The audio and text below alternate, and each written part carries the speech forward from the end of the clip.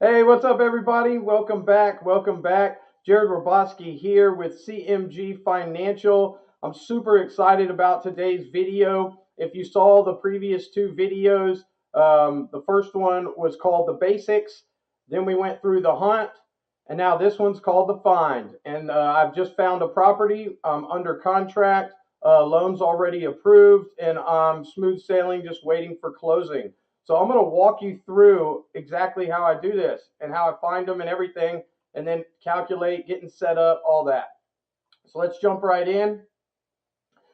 Today's discussion is going to cover how we identify the property, how we identify value, negotiation with the seller, design the property, create a checklist, and get ready for your listing.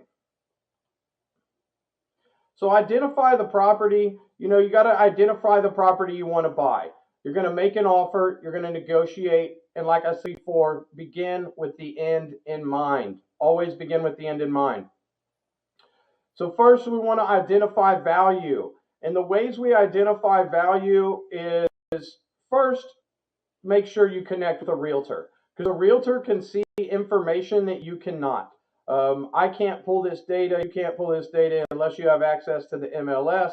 So you need to get with a realtor first of all. And then I start doing a lot of research on these websites.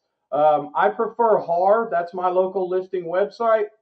But Realtor.com, Zillow, all of these, you want to have your realtor complete a CMA.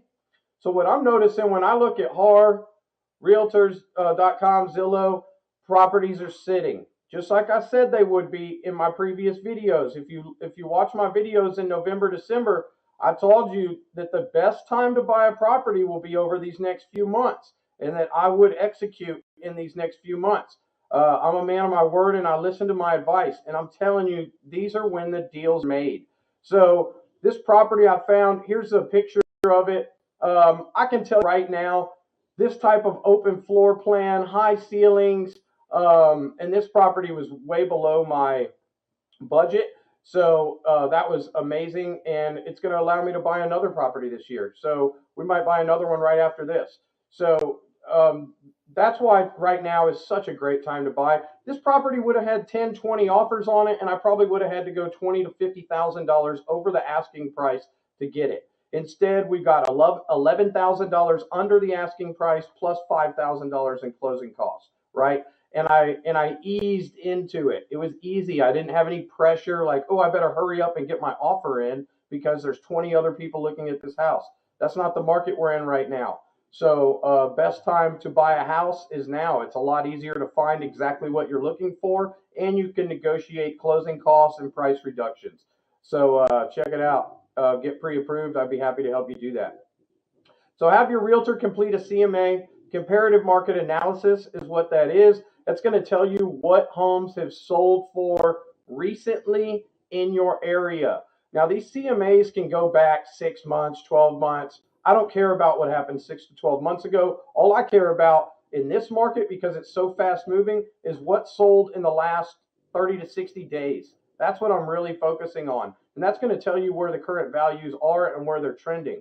Look at a bunch of houses that you like and look at them and watch them. Heart that property and put them on your favorites in your watch list and watch these prices come down. There's another property I'm watching in Galveston. I told my wife about it, I don't know, 2 months ago. And I said, watch it. Watch. If this property drops $100,000, I might be interested. The list price was $799. Just checked a couple days ago. They dropped the price to $699. It's been on the market over 100 days, still sitting there. If I showed you this property, you would be blown away at why is this property still on the market. So what's happening right now is fear-driven and emotional sales, right? So people are trying to hurry up and de-risk or unload properties out of their portfolio. Also, what happened in 2021 is a bunch of new builders got into the business thinking that they could become developers and builders and all this stuff, high ambitions. And then what happened? The market turned.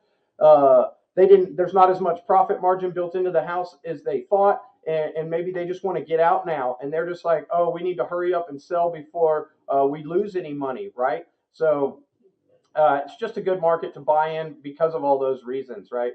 So when you identify value, I want to know how many days are on the market. That's going to tell me how beat up is this seller, how exhausted are they.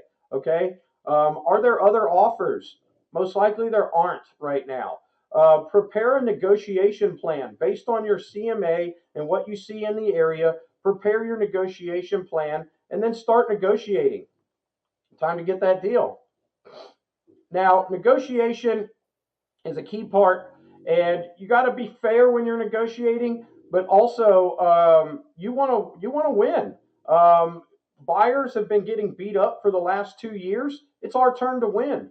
So buyers, get out there and win the deal. The sellers are not in the driver's seat anymore. There's 100 houses that look just like the one you're looking at. Trust me, there are. There's a lot of good houses, and if it's not on the market yet, it's probably coming on the market in the next few weeks. So be patient. Um, Negotiation. Know your current market atmosphere. Right now, we're in a buyer's market. Use that. Use your knowledge to negotiate the best value, right? Then you can negotiate a price reduction. I will tell you, every $20,000 off price will save you about $140 a month at the current rates. So negotiating 20,000 off saves you $140 a month. You can negotiate closing costs to be paid as well. So you can get a chunk of your closing costs, have the seller buy down your interest rate. That's what I used, the 5,000 in seller contributions that I just got. I used it to buy down my interest rate. That way I have a lower monthly payment. You can negotiate items in the home to remain. So in vacation destinations, a lot of the houses will come with furniture. In this particular house that I'm buying, all I'm getting is the refrigerator. I might get washer and dryer too. We're talking about that. But either way, we asked for all the appliances. We got some of them, right? And of course, they're not going to take out the dishwasher, built-in microwave, oven, stove, stuff like that, right? But ask for more. I think it's always good to ask for more right now, especially. There's nobody else offering on the house. You are most likely. And if there is, um, don't fall in love yet, right? And here's a big piece right here about negotiation. And a lot of people, when they get looking at houses are beautiful, so they pull you in, right? And then you get that fear of missing out. Don't do that. It's a business decision, right? Even if it is your primary residence, it's still kind of a business decision in my mind. Until it's your final home and your forever home, you're most likely only going to live in there for a period of time. Average time in a home in America is 5 to 7 years. So look at it like that. Look at it a 5, 7, 10-year plan, right? And make sure it's a good investment. Is the area growing? That's important to me. Don't fall in love with the property until it's yours, okay? If you fall in love with the property before it's yours, you'll start to give up stuff you shouldn't have in your negotiation process. So my best advice is just look at it as a business decision until you get it under contract. Then you can start falling in love with it. So the contract. My strategy with the contract is to give yourself 30 plus days from the closing date. This is going to allow you time to get your mortgage approved, get everything planned, and not stress. And I love to close at the beginning of the month. So my closing is at the beginning of February. And the reason why is the month you close, you have no mortgage payment, right? There's a lot of closing costs, down payment, a lot of money coming out of your pockets that month, but there's no mortgage payment. There's also no mortgage payment the month after you close. So my whole goal is to buy the house early in the month, set up that property, build out all the furniture, artwork, get everything completed before the end of that first month, and by that second month, I'm ready to rock and roll. Okay, so close at the beginning of the month. Submit all documents to your lender as soon as possible. That's like most important. I had an approval in less than 24 hours on my loan. I am a loan officer, so I do know exactly what to submit. But if you get with me, I'm going to tell you exactly what you need to get approved. Send me those documents ASAP so we can get you approved quickly. And then that's going to allow for flexibility, and you can move your closing date up if possible. I'm trying to move my closing date up now. Shop for insurance and choose your insurance in your first week. You don't want to be scrambling at the end of the process to try and tie up loose ends. Go on ahead and knock out everything you know you're going to have to knock out, right? And then begin to plan your move-in. Now, this is a very important strategy that I use. Now, every lender is going to tell you do not go make any large purchases, and that is great advice, okay? But if you listen to my first two videos, you would be well prepared and you would have reserves. And definitely talk with me before you make any large purchases, and I'm going to tell you not to open up any accounts. That's what you definitely don't want to do. Don't open up any accounts, but if your debt to income ratio allows you to, then you can. When lenders say don't go make any large purchases, that's just for the masses and the general public, right? It may not pertain to you exactly. In this situation, it doesn't pertain to me. I have cash, extra cash that I can use to get prepared for this property. So I'm already starting the design, right? The design is very important. How are you going to stand out? You want to make design choices flow with the home, but also stand out compared to your competition, right? You want to price everything out. Build out an online shopping cart to get a good estimate of all costs involved. You can do this with online furniture stores. I get a lot of stuff from Amazon as well, and it makes it really easy to build out that shopping cart. And I will say there is a ton of stuff you have to buy to prepare a home. If you're trying to get it done quickly, it's a lot. So you have to plan and be prepared to execute quickly. And then stick to your budget. That's why pricing everything out is so important. You have to stick to your budget. You want to create a reasonable budget to buy quality items. Cheap stuff breaks and you'll replace it often. So quality doesn't mean designer, but it does mean don't buy some cheap stuff that's just going to break, okay? You don't have to go designer, but you definitely don't want to go cheap. I promise you it will cost you more in the long run. So here's my template. This is the house I'm buying. I love this design. It's a modern house on the lake, right? So most of the houses in this area are not modern. They're older, they're worn down, they look more like wood cabins and stuff like that. And I love those type of properties, don't get me wrong. I think there's something beautiful about each kind of property. But what I noticed is over these last couple of years, as a loan officer, I get to see what everybody wants. And what everybody wants is this open floor plan, this modern type design. And there's not as many of these at the lake. So what I thought I would do to differentiate myself is get a modern type house at the lake, okay? And then I've got this huge backyard right here that I'm super excited about, okay? So I get to design and build out my template. Right here, we're going to put a big old fire pit by these trees. You can see I got deer in the backyard, so I'm super pumped about that. We're going to create a fence to fence in the rest of this backyard, but we're going to keep an open part in that fence so we can have deer come in, maybe put a little deer feeder or something back here so the deer come in, people can deer watch. And then back here towards the house on this back porch, I'm going to throw in a hot tub. What I noticed is most of the listings do not have a hot tub, and what I have seen and everything I have read, everyone likes water. So you want a pool, a hot tub, close to the lake, close to the beach. Water sells. Everybody wants to be close to water. So I'm going to throw a hot tub in the back here. We're going to throw a fire pit here. And then we're going to put some of those party lights and string them from the top of these trees to light up this entire backyard. It's going to be really awesome. I'm super pumped about it. So the design, and then inside the house, we're going to create one of these green walls. But what you'll see, and a lot of people are doing this regular green wall where it's just a grass. We're going to custom make our wall, and we're going to use like moss, preserved moss, and different moss rocks and cool stuff like that. And my wife and I are going to team up and build this thing. We're just going to watch some YouTube videos. Then we're going to get a custom sign made that says Canyon Lake, Texas, so people can take their little selfies and stuff like that in front of the wall. People love that. I found this chair, absolutely love it. It's weird, it stands out. That's what I mean by something stand out. This one's called Utter Madness. I just really think it's cool. I found it at Exclusive Furniture. It was like $700 a piece, and there was a sale on them as well.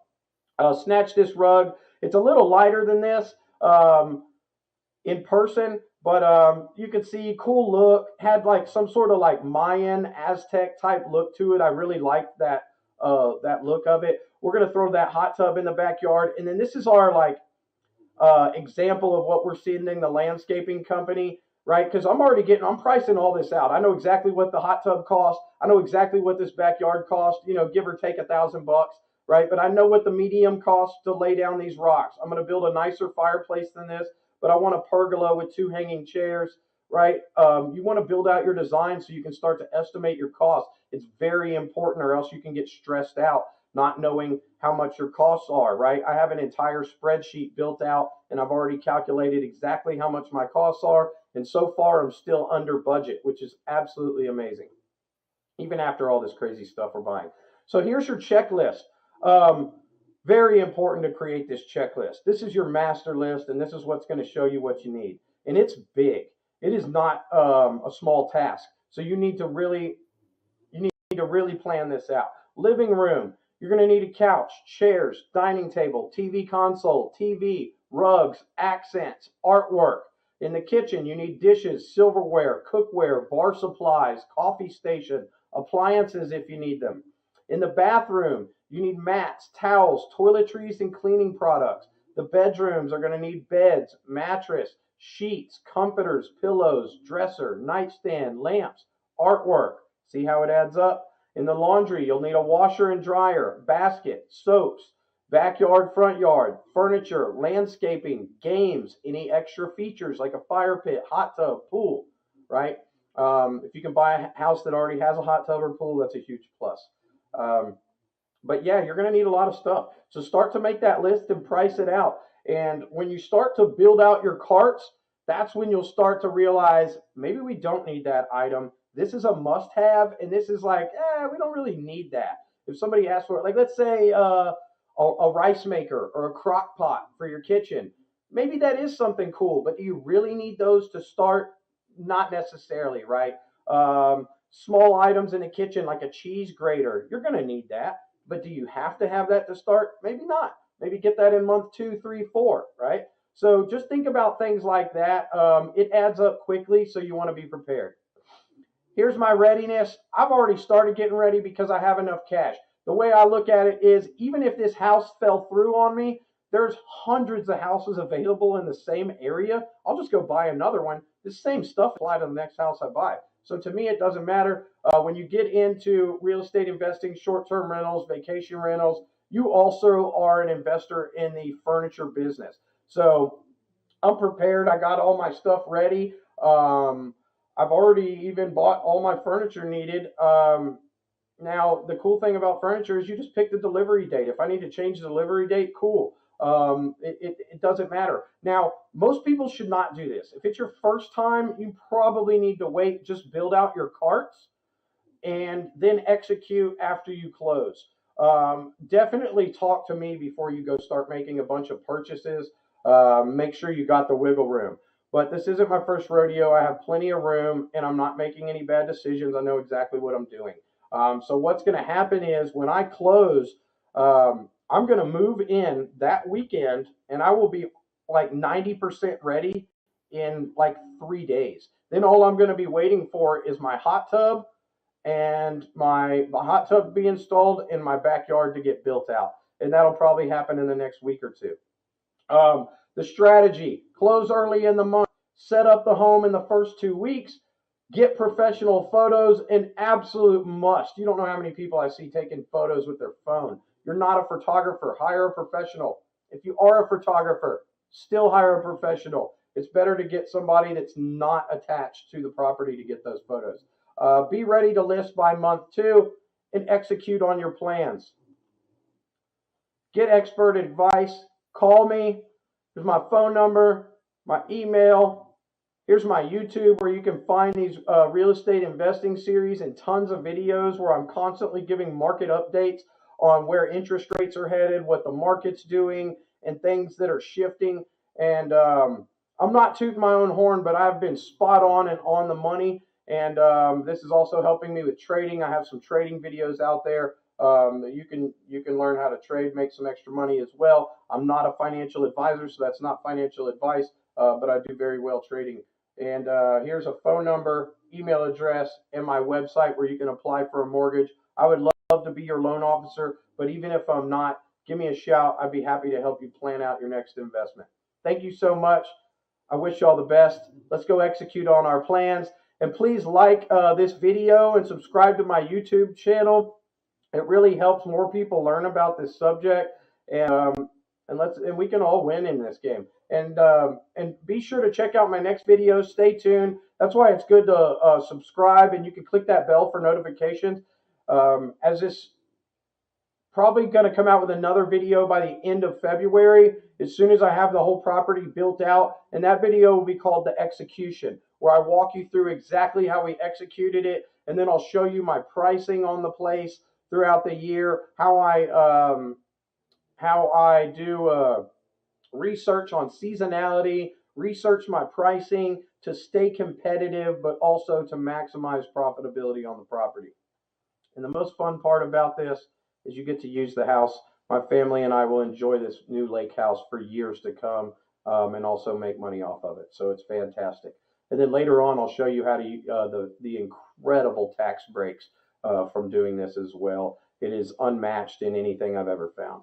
So thank you so much for tuning in. Y'all have a great day, and I'll see you soon. Take care.